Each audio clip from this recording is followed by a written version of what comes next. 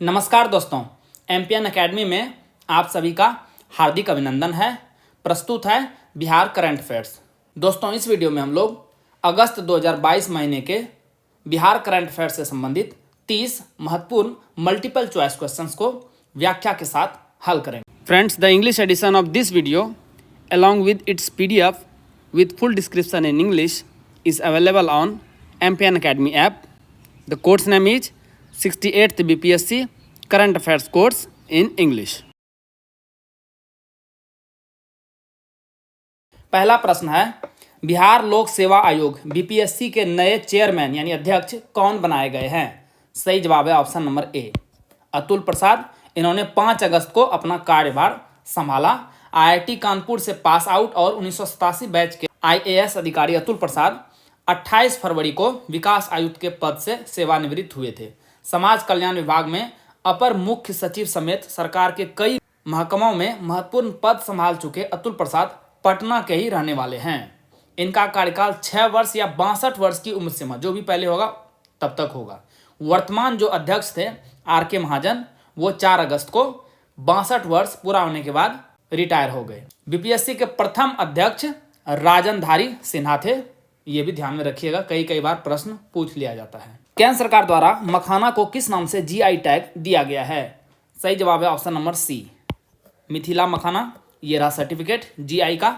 मिथिला मखाना या माखन, जिसे botanical name है यूरिलेफेरोक्स सालिसब, ये तालाब में उगाया जाता है। बिहार और नेपाल के मिथिला क्षेत्र में उगाया जाने वाला एक विशेष किस्म का मखाना है। पान, माखन और मच्छ मतलब मछली मिथिला की 3 प्रतिष्ठित सांस्कृतिक पहचान है। एक नवविवाहित जोड़ों के लिए मनाए जाने वाले मैथिल ब्राह्मणों के कोजागरा उत्सव में भी बहुत प्रसिद्ध है यह मखाना। मखाने में कैल्शियम, मैग्नीशियम, आयरन और फास्फोरस जैसे सूक्ष्म पोषक तत्वों के साथ साथ प्रोटीन और फाइबर भी होता है।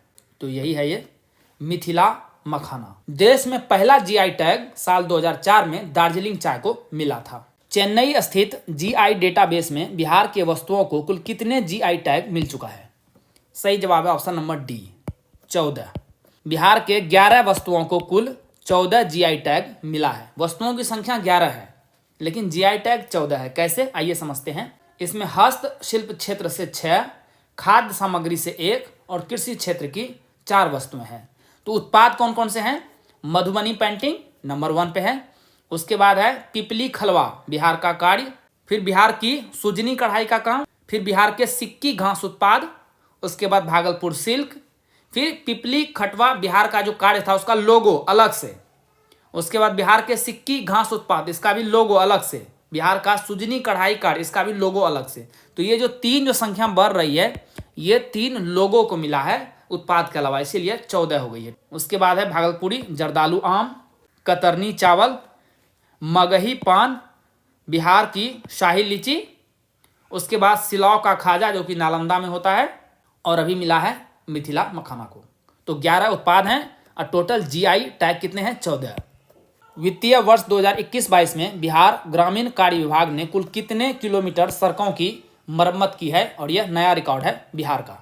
सही जवाब है ऑप्शन नंबर बी, 8436 किलोमीटर। विभाग ने कुल 2908 सड़कों का चयन मरम्मत के लिए किया था। टारगेट था 8598 किलोमीटर का और अचीव हुआ है 8436 किलोमीटर। एक वित्तीय वर्ष में इतनी सड़कों की मरम्मत अब तक नहीं हुई थी बिहार में। यह बिहार का नया रिकॉर्ड बना है।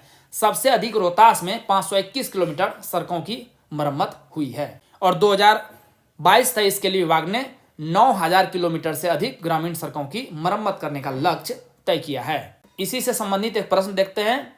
इस प्रकार के प्रश्न आपको अक्सर बिहार में दिख जाएंगे। डेट या ईयर से संबंधित कोई भी नीति होती है तो उसका प्रश्न जो भी न्यूज में रहता है पूछ लिया जाता है। तो बिहार ग्रामीण सड़क मरम्मत नीति का निर्माण किस वर्ष किया गया था? सही जवाब है ऑप्शन नंबर डी, 2018 में। इसी नीति के तहत पहले से बनी ग्रामीण सड़कों की मरम्मत वह 5 साल तक इसकी देखरेख हो रही है। फाइनेंशियल ईयर 2020-21 में विभाग ने मात्र 5906 किलोमीटर सड़कों की मरम्मत की थी। विभाग के अधीन 1,05,000 किलोमीटर पक्की सड़कें हैं। इसके तहत 66,000 किलोमीटर ग्रामीण सड़कें मरम्मत अवधि से बाहर है। जो छात्र इस YouTube चैनल पर जारी सभी करंट अफेयर्स वीडियोस की PDF प्राप्त करना चाहते हैं उनके लिए यहाँ जानकारी दी जा रही है। सबसे पहले आइए समझते हैं कि आपको MPN academy current affairs PDFs की आवश्यकता क्यों है। एमपीएन एकेडमी PDFs ही क्यों? दोस्तों, हमने करके दिखाया है। पिछले 3 वर्षों में 4 महत्वपूर्ण एग्जाम्स हुए हैं और उसमें एमपीएन एकेडमी का परफॉर्मेंस कैसा रहा है आइए आपको दिखाते हैं। 66वीं बीपीएससी प्रीलिम्स का एग्जाम हुआ था 2020 में 27 दिसंबर को, जिसमें से 41 प्रश्न पूछे गए थे करंट अफेयर्स सेक्शन से। 36 प्रश्न टैली हुआ है एमपीएन एकेडमी PDF से। परफॉर्मेंस कितना रहा? 87.80%। 2021 में बीपीएससी द्वारा कोई एग्जाम कंडक्ट नहीं कराया गया था, तो हमने सेकेंड बेस्ट एग्जाम को लिया है Bihar SI prelims exam 2021।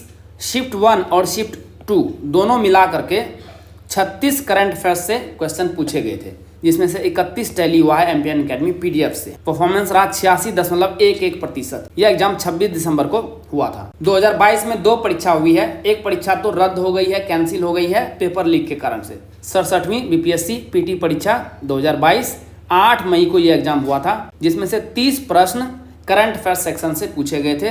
26 tally हुआ है एमपीएन एकेडमी PDF से। परफॉर्मेंस रहा है 86.77%। अभी रिसेंटली बीपीएससी CDPO प्रारंभिक परीक्षा हुई है 15 मई को, जिसमें 35 करंट अफेयर सेक्शन से क्वेश्चंस पूछे गए थे। 30 प्रश्न टैली हुआ है एमपीएन एकेडमी PDF से। परफॉर्मेंस रहा है 85.71%। तो आपने देखा कि किस प्रकार से पिछले 4 परीक्षा में 85% से ज़्यादा प्रश्न MPN academy current affairs PDF से टैली हुआ है। दोस्तों, इन सारे एग्जाम्स में पूछे गए करंट अफेयर्स क्वेश्चन और एमपीएन एकेडमी में कहां से टैली हुआ है पूरे प्रमाण के साथ वीडियो यूट्यूब पे भी मिल जाएगी और टेलीग्राम पे भी मिल जाएगी। टेलीग्राम पे सर्च करेंगे एमपीएन एकेडमी और इस प्रकार से ये लोगो दिखेगा, वहां पर आप ज्वाइन कर लेंगे। दोस्तों, यदि आप 67वीं बीपीएससी प्रीलिम्स का री एग्जाम देने वाले हैं या 68वीं बीपीएससी प्रीलिम्स का एग्जाम देने वाले हैं तो आपको ये वीडियो जरूर देखनी चाहिए। इससे आपको करंट अफेयर्स सेक्शन में रिसेंट ईयर्स में किस प्रकार के क्वेश्चंस पूछे जाते हैं पैटर्न का पता चलेगा। साथ ही साथ एमपीएन एकेडमी PDFs को कैसे इस्तेमाल आपको करना है ये भी पता चलेगा। आइए अब चर्चा करते हैं कि इन PDF कोर्स में किस प्रकार की सामग्री मिलेगी आपको। दोस्तों, 67वीं बीपीएससी और 68वीं बीपीएससी दोनों का कोर्स उपलब्ध है करंट अफेयर्स का। इन करंट अफेयर्स के साल भर के कंटेंट को रिवाइज करने में आपको केवल 18 घंटे का समय लगेगा। कैसे? देखिए, 3 प्रकार के कंटेंट आपको प्रोवाइड किए जाते हैं। साप्ताहिक current affair test series MCQs format में राष्ट्रीय और अंतर्राष्ट्रीय लेवल का। इसमें आपको 50 PDF मिलेगा साल भर में। 1 महीने में 4 PDF मिलती है, तो 12 महीने का 48 PDF हो गया। एक इकोनॉमिक सर्वे और एक बजट, कुल मिला के 50 PDF। एक PDF को रिवाइज करने में आपको 6 मिनट का समय लगेगा, तो कुल 5 घंटे में आप इन weekly current affair test series को अच्छे से रिवाइज कर पाएंगे। सेकेंड नंबर पे है मासिक current affairs, monthly current affair short notes में। ये आपको राष्ट्रीय और अंतर्राष्ट्रीय लेवल का मिलेगा। 12 महीने का 12 PDF। एक PDF को रिवाइज करने में लगभग आधा घंटा का समय लगेगा, तो कुल 6 घंटे में आप इसे भी समाप्त कर देंगे। थर्ड नंबर का कंटेंट है वो है Bihar monthly current affairs, Bihar मासिक करंट अफेयर्स। इसमें MCQs भी मिलेगी और शॉर्ट नोट्स भी मिलेगी। इसमें 14 PDF मिलेंगे, 12 महीने के 12 PDF, एक इकोनॉमिक सर्वे और एक बजट। एक PDF को रिवाइज करने में लगभग 30 मिनट का समय लगेगा, तो कुल 7 घंटे में इसे भी आप रिवाइज कर लेंगे। तो कुल 18 घंटे में आप 1 साल भर के कंटेंट को रिवाइज कर लेंगे। ध्यान में रखिएगा कि 67वीं बीपीएससी का जो एग्ज़ाम है वो काफ़ी डिले हो गया है। इसे आपको नवंबर 2020 से स्टडी करना है और एग्ज़ाम डेट से जस्ट 1 महीने पहले तक। तो लगभग 1.5 साल का कंटेंट आपको स्टडी करना है इसमें, तो लगभग आपको 25 घंटे का समय लगेगा। एक बार आप रिवाइज कर पाएंगे।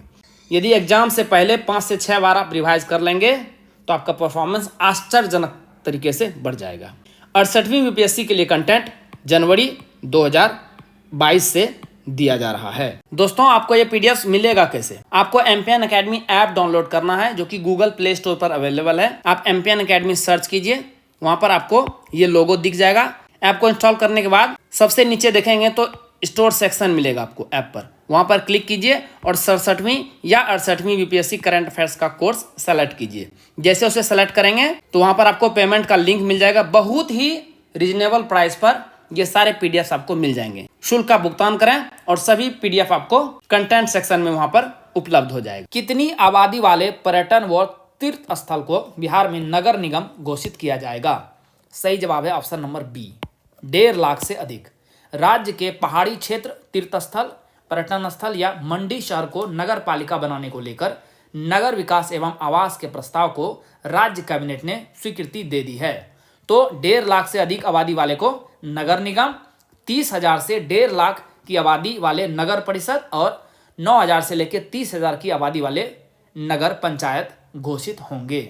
और यह जो तस्वीर है ये बांका जिला का एक प्रसिद्ध पर्यटक स्थल है, इसका नाम है बौंसी का मंदार पर्वत। राज्य में ड्यूशेन मस्कुलर डिस्ट्रॉफी एवं अन्य आनुवांशिक मस्कुलर डिस्ट्रॉफी रोग के इलाज के लिए प्रति परिवार कितने रुपये का चिकित्सीय अनुदान मिलेगा? सही जवाब है ऑप्शन नंबर सी, 6 लाख रुपये। यह रोग एक आनुवांशिक दुर्लभ विकार है।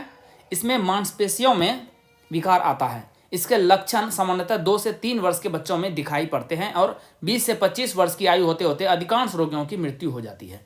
ध्यान में रखिएगा कि यह सुविधा सिर्फ बिहार राज्य के मूल निवासी अथवा उनके आश्रितों को मिलेगी। यदि रोगी अवयस्क है तो माता पिता में से कम एक को बिहार का निवासी होना अनिवार्य है और यह अनुदान प्रत्येक मरीज को उनके जीवन काल में एक ही बार मिलेगा। स्वतंत्रता दिवस 2022 पर गांधी मैदान में आयोजित झांकी में प्रथम स्थान किसे मिला है? सही जवाब है ऑप्शन नंबर ए, कृषि निदेशालय। कृषि निदेशालय की झांकी 7 निश्चय 2 के अंतर्गत हर खेत को पानी के लिए पक्का चेक डैम थी। द्वितीय पुरस्कार बिहार अग्निशमन सेवा को दिया गया था। थीम था अग्नि सुरक्षा अग्नि निवारण। और तृतीय पुरस्कार बिहार शिक्षा परियोजना परिषद द्वारा प्रस्तुत झांकी शिक्षित बालिका सशक्त नारी सशक्त होती पीढ़ी दर पीढ़ी को दिया गया है। बेस्ट पैरेड का पुरस्कार सीआरपीएफ की टुकड़ी को मिला है। नीतीश कुमार ने अब तक कितनी बार मुख्यमंत्री पद की शपथ ली है? सही जवाब है ऑप्शन नंबर सी, 8 बार। और यह रिकॉर्ड है। 9 अगस्त को नीतीश कुमार ने भाजपा के साथ गठबंधन तोड़ दिया और मुख्यमंत्री के रूप में इस्तीफा दे दिया। इनकी पार्टी जदयू महागठबंधन में फिर से शामिल हो गए हैं, जिसमें 8 दल और 1 निर्दलीय विधायक शामिल हैं। ये 8 दल कौन कौन से हैं? जदयू, राजद, कांग्रेस, हम, सीपीआई, सीपीआईएम, सीपीआईएमएल और एआईएमआईएम। इनका छठा कार्यकाल 10 अगस्त 2022 को तब शुरू हुआ जब राज्यपाल फागू चौहान ने राजभवन के राजेंद्र मंडप में आयोजित समारोह में नीतीश कुमार को 22 वर्षों में 8वीं बार राज्य के मुख्यमंत्री के रूप में शपथ दिलाई। यह बिहार के सबसे लंबे समय तक रहने वाले मुख्यमंत्री हैं। इनका जो पहला कार्यकाल था 3 मार्च 2000 ईस्वी को केवल 7 दिनों के लिए था और ये उस समय बिहार के 29वें मुख्यमंत्री बने थे। राजद नेता तेजस्वी यादव ने दूसरी बार उप मुख्यमंत्री पद की शपथ ली। आइए कुछ महत्वपूर्ण मंत्रालय को देखते हैं। बिहार के नए स्वास्थ्य मंत्री कौन हैं? सही जवाब है ऑप्शन नंबर ए, तेजस्वी यादव। तो मुख्यमंत्री नीतीश कुमार के पास सामान्य प्रशासन, गृह यानी होम डिपार्टमेंट बहुत ही महत्वपूर्ण, मंत्रिमंडल सचिवालय, निगरानी और निर्वाचन तथा ऐसे सभी विभाग जो किसी को आवंटित नहीं है मुख्यमंत्री के पास हैं। उप मुख्यमंत्री तेजस्वी यादव के पास स्वास्थ्य, पथ निर्माण, नगर विकास एवं आवास और ग्रामीण कार्य। तेज प्रताप यादव जो तेजस्वी के बड़े भाई हैं, पर्यावरण, वन और जलवायु परिवर्तन मंत्रालय से मिला था। पिछली बार ये स्वास्थ्य मंत्री थे। अशोक चौधरी को मिला है भवन निर्माण और विजेंद्र प्रसाद यादव को ऊर्जा योजना एवं विकास। बिहार के नए शिक्षा मंत्री कौन हैं? सही जवाब है option number A, Chandrashekhar. Madhepura विधानसभा के आरजेडी विधायक प्रोफेसर चंद्रशेखर को बिहार का शिक्षा मंत्री बनाया गया है। श्रवण कुमार ये ग्रामीण विकास मंत्री बने हैं। सुरेंद्र प्रसाद यादव ये बने हैं सहकारिता मंत्री। डॉक्टर रामानंद यादव ये बने हैं खान एवं भूतत्व मंत्री। आफाक आलम जो कि कांग्रेस के हैं, इन्हें बनाया गया है पशु एवं मत्स्य संसाधन विभाग। लेसी सिंह जदयू की खाद्य एवं उपभोक्ता संरक्षण विभाग और मदन सैनी को समाज कल्याण। बिहार के नए कृषि मंत्री कौन हैं? सही जवाब है option number C, Sudhakar Singh. Ramgarh Kaimur के आरजेडी विधायक सुधाकर सिंह अपने पहले कार्यकाल में कृषि मंत्री बन गए हैं। इनके पिता जगदानंद सिंह बिहार राजद के अध्यक्ष हैं। सुरेंद्र राम ये श्रम संसाधन मंत्री बने हैं। जितेंद्र कुमार राय ये कला संस्कृति एवं युवा मंत्री बने हैं। जयंत राज लघु जल संसाधन मंत्री बने हैं। कुमार सर्वजीत पर्यटन। ललित कुमार यादव लोक स्वास्थ्य अभियंत्रण यानी पीएचईडी। संतोष कुमार सुमन हम पार्टी के हैं, अनुसूचित जाति जनजाति कल्याण। शीला कुमारी परिवहन। बिहार के नए वित्त मंत्री कौन हैं? सही जवाब है ऑप्शन नंबर सी, विजय कुमार चौधरी। 2020 के चुनाव में सराय रंजन से जदयू विधायक विजय कुमार चौधरी को वित्त, वाणिज्य कर, संसदीय कार्य का मंत्री बनाया गया है। पहले वह शिक्षा मंत्री थे पिछले कार्यकाल में। मुरारी प्रसाद गौतम जो कि कांग्रेस के हैं, इन्हें पंचायती राज का मंत्री बनाया गया है। संजय कुमार झा जदयू के जल संसाधन, सूचना एवं जनसंपर्क। समीर कुमार महासेठ आरजेडी के उद्योग मंत्री बने हैं। अनीता देवी आरजेडी की पिछड़ा वर्ग एवं अति पिछड़ा कल्याण। जमा खान जदयू के अल्पसंख्यक कल्याण। शाहनवाज आरजेडी के आपदा प्रबंधन। मोहम्मद इसराइल मंसूरी ये भी आरजेडी के सूचना प्रौद्योगिकी। बिहार विधान परिषद में विपक्ष के नेता कौन बने हैं? सही जवाब है ऑप्शन नंबर सी, सम्राट चौधरी। पहले विपक्ष के नेता राष्ट्रीय जनता दल की राबड़ी देवी थी। चूंकि आरजेडी अब सत्ता में आ गई है तो यह पद मिल गया है भाजपा को। पूर्व पंचायत राज मंत्री सम्राट चौधरी बिहार विधान परिषद में भाजपा के नेता बने हैं। सम्राट चौधरी मुंगेर के तारापुर के रहने वाले हैं। सम्राट चौधरी बिहार राज्य के लिए भाजपा के पूर्व उपाध्यक्ष रह चुके हैं और वर्तमान में 2020 में एमएलसी के रूप में दूसरे कार्यकाल के लिए चुने गए हैं। इनके पिता शकुनी चौधरी समता पार्टी जो कि सीएम नीतीश कुमार द्वारा बनाई गई पहली पार्टी थी जॉर्ज फर्नांडिस के साथ, के संस्थापक सदस्य रह चुके हैं। बिहार विधानसभा में विपक्ष के नेता कौन बने हैं? सही जवाब है ऑप्शन नंबर ए, विजय सिन्हा। बिहार विधानसभा के अध्यक्ष पद से इस्तीफा देने वाले विजय कुमार सिन्हा को भाजपा ने अपने विधानमंडल दल का नेता बनाया है। लखीसराय विधानसभा क्षेत्र का लगातार तीसरी बार प्रतिनिधित्व करने वाले विजय सिन्हा 2017 से 2020 तक मंत्री रह चुके हैं। पहले विपक्ष के नेता राष्ट्रीय जनता दल के तेजस्वी यादव थे जो कि अब महागठबंधन सरकार में उप मुख्यमंत्री हैं। ध्यान में रखिएगा कि विधानसभा के नेता मुख्यमंत्री होते हैं। बिहार विधान परिषद के नए सभापति यानी स्पीकर कौन चुने गए हैं? सही जवाब है option number B, Devesh Chandra Thakur. JDU के देवेश चंद्र ठाकुर को विधान परिषद के सभापति के रूप में निर्विरोध निर्वाचित किया गया है। विधान परिषद के तत्कालीन कार्यकारी सभापति अवधेश नारायण सिंह ने श्री ठाकुर के निर्विरोध निर्वाचन की घोषणा की। ये 12वें स्थायी सभापति बने हैं परिषद के। ये लगातार 20 वर्षों से तिरहुत स्नातक निर्वाचन क्षेत्र से एमएलसी हैं। राजद के विधान पार्षद रामचंद्र पूर्वे विधान परिषद के उप सभापति के तौर पर निर्विरोध निर्वाचित हो गए हैं। बिहार विधानसभा के 17वें अध्यक्ष यानी स्पीकर कौन चुने गए हैं? सही जवाब है option number C, Awadh Bihari Chaudhary. एक बहुत ही इंपॉर्टेंट स्टैटिक इंफॉर्मेशन बता रहा हूं। राम दयालु सिंह 1937 में बिहार विधानसभा के पहले अध्यक्ष बने थे।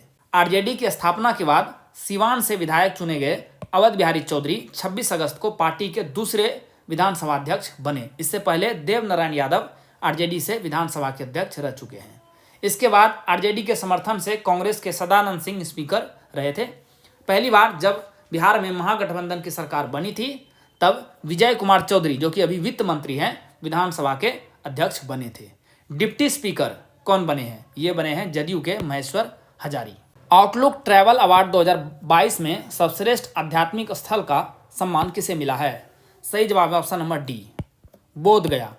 राज्य सरकार ने बोध गया को अंतर्राष्ट्रीय मानचित्र पर स्थापित करने के लिए कई योजनाओं पर काम किया है, जिसमें से कुछ के नाम मैं बता रहा हूं। बोध गया सांस्कृतिक केंद्र का निर्माण, उच्च कोटि का अतिथि गृह, गया जिले में ब्रह्म योनि पर्वत पर रज्जू पथ का निर्माण, डुंगेश्वरी पर्वत पर रोपवे का निर्माण, प्रेतशिला पर्वत पर रज्जू पथ का निर्माण और होटल मैनेजमेंट संस्थान बोध गया में। तो best spiritual destination in India बोध गया बिहार।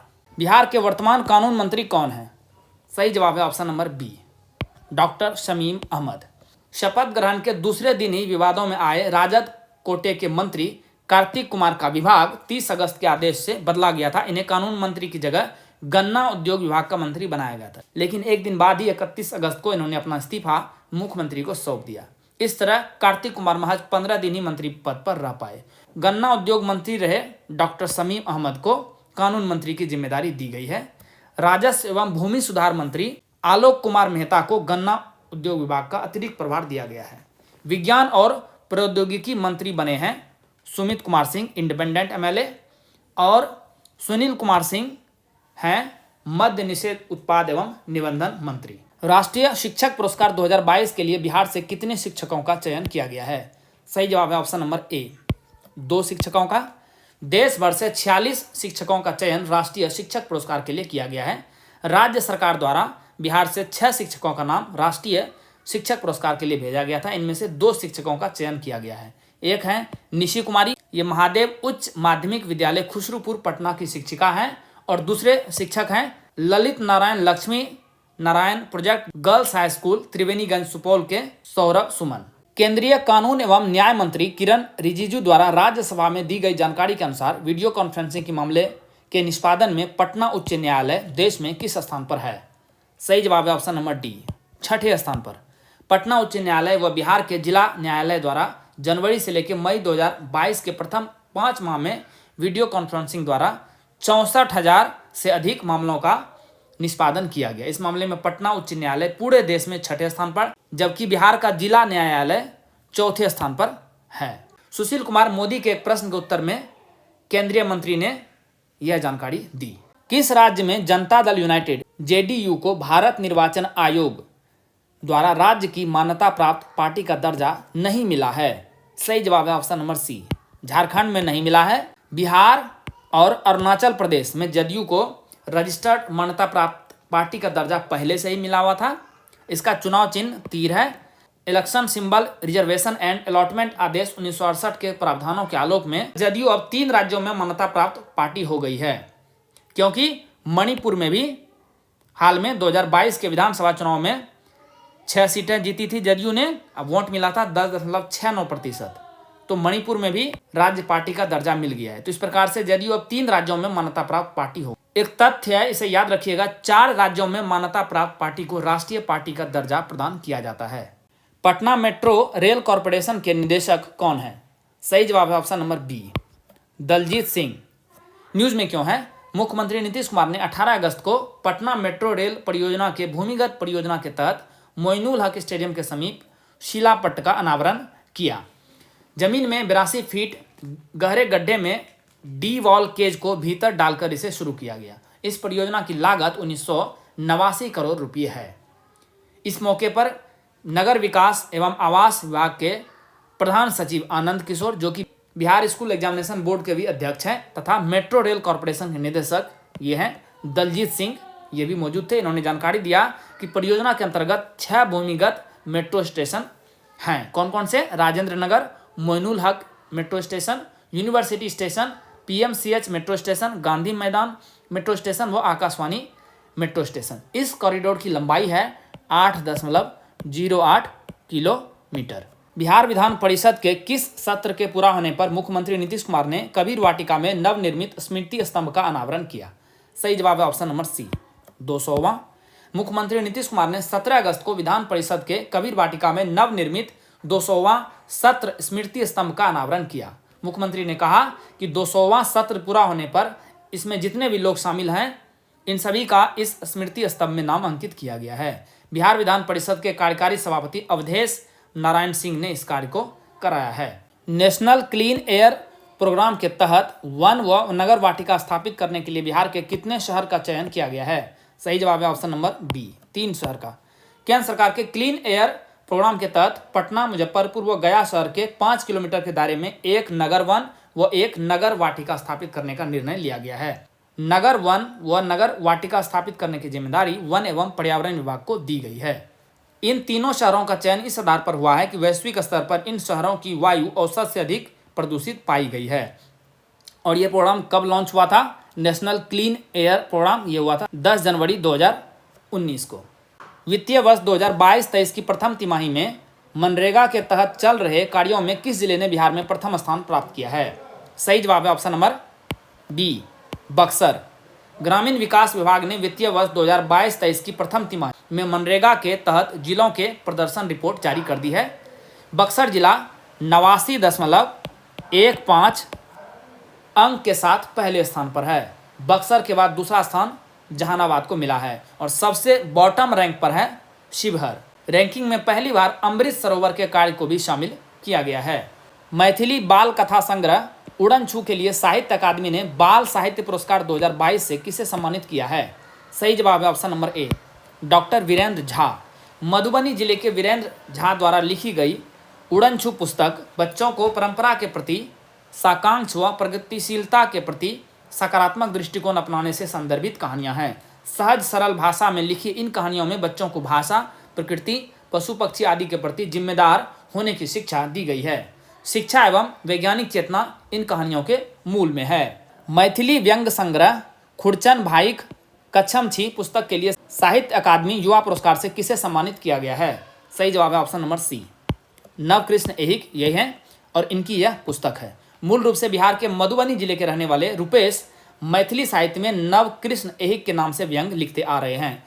इनका मूल नाम है रुपेश कुमार झा। 33 वर्षीय रुपेश पिछले करीब 2 दशक से कोलकाता में ही रह रहे हैं और यहाँ एक IT प्रोफेशनल के रूप में काम करते हैं। इनकी मैथिली भाषा में कविता संग्रह एक मिसिया 2013 में और व्यंग संग्रह खुरचन भाईक कच्छम छी 2015 में प्रकाशित हुआ था। पुस्तक सोने का हाथ के लेखक कौन है? सही जवाब है option number D, doctor Rajvardhan आजाद।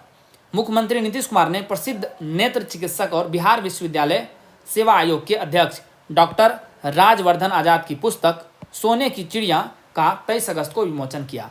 सोने का हाथ पुस्तक एक चिकित्सक की दिनचर्या से निकली संस्मरणात्मक कहानियों का संग्रह है। इनके पिता भागवत झा आजाद बिहार के मुख्यमंत्री रह चुके हैं। दोस्तों, जैसा कि बताया जा चुका है, इस वीडियो लेक्चर का PDF और इस वीडियो लेक्चर का इंग्लिश एडिशन और साथ साथ में इंग्लिश में ही फुल डिस्क्रिप्शन के साथ PDF आपको एमपीएन अकेडमी ऐप पर मिलेगा। दोस्तों, इन PDF के सहारे आप इस वीडियो को आसानी से 5 से 6 मिनट में रिवाइज कर पाएंगे, जिससे आपका बहुत सारा समय बचेगा, जिसे आप स्टैटिक पोर्शन पर लगा सकते हैं। एमपीएन अकेडमी ऐप का लिंक इस वीडियो के डिस्क्रिप्शन बॉक्स और पिन कमेंट सेक्शन में मिल जाएगा। चलिए अंतिम प्रश्न को हल करते हैं। ऊर्जा मंत्रालय ने देश की 52 सरकारी बिजली कंपनियों की रेटिंग जारी की है। North Bihar power distribution company limited का देश में कौन सा स्थान है? सही जवाब है ऑप्शन नंबर सी, 34।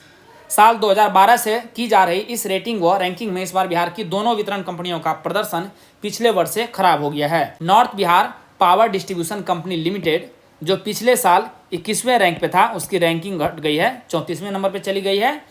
और south Bihar power distribution company limited जो कि 25वें पायदान पे थी, वो चली गई है 39वें स्थान पर। दोनों कंपनियों को C- का ग्रेडिंग मिला है। दोस्तों, अगस्त 2022 महीने से संबंधित बिहार करंट अफेयर से जितने भी महत्वपूर्ण प्रश्न बन सकते थे, उसे हमने 30 MCQs में शामिल किया है। लेकिन दोस्तों, इसके अलावा भी बहुत सारे ऐसे अतिरिक्त करंट अफेयर्स होते हैं जो कि उतने महत्वपूर्ण नहीं होते हैं, फिर भी एग्जाम में दिखाई दे जाते हैं। इसी के लिए हमने ये चलते चलते सेक्शन बनाया है। एक्स्ट्रा करंट अफेयर्स आपको पॉइंट फॉर्म में PDF में मिलेगा। इसकी वीडियो जारी नहीं की जा रही है क्योंकि इससे वीडियो काफ़ी लंबा हो जाएगा। दोस्तों, इसी के साथ बिहार करंट अफेयर्स के इस संस्करण को समाप्त करने की आपसे इजाज़त चाहूँगा। मिलते हैं अगले वीडियो में। Thank you very much for watching the video. All the best for your exam preparation.